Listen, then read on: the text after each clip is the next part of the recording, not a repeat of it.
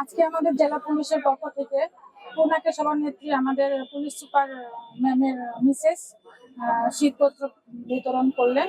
আমাদের এখানে প্রতি বছরই দেওয়া হয়, যেহেতু কারণ এটা শীত প্রধান শীত এলাকা আর কি পঞ্চগড়, এজন্য এটা হচ্ছে প্রতি বছর দেওয়া হয়। পঞ্চগড় জেলা পুলিশের পক্ষ থেকে আজকে আমরা শীতার্তদের মাঝে কম্বল বিতরণ করেছি।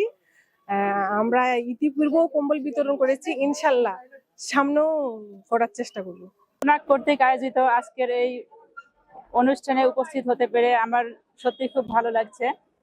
হিমালয় কন্যা পঞ্চগড়, এখানে স্বাভাবিকভাবে বাংলাদেশের অন্য যে কোনো জেলা থেকে শীত একটু বেশি পড়ে এবং এখানে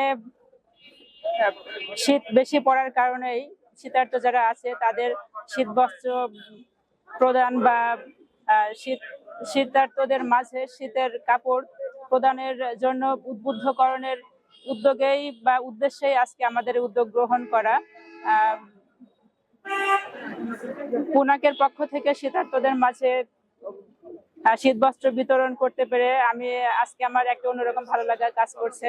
আজকের এই আয়োজনের জন্য পুলিশ সুপার পঞ্চগড় জেলাকে আন্তরিকভাবে ধন্যবাদ এবং কৃতজ্ঞতা প্রকাশ করছি।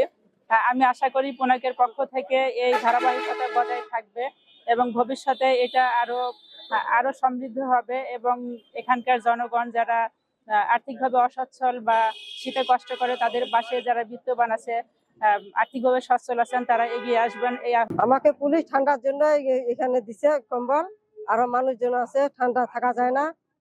নদীর খাদ এলাকা বাড়ি, আমরা শীতের কোনো বস্ত্র পাই না, তো পুলিশ প্রশাসন থেকে আমরা আর কি বস্ত্র দান পাইছি। আল্লাহ আমাদেরকে ভালো রাখো, সুস্থ রাখো, দেশকে যেন ওরা ভালোভাবে দেখতে পারে।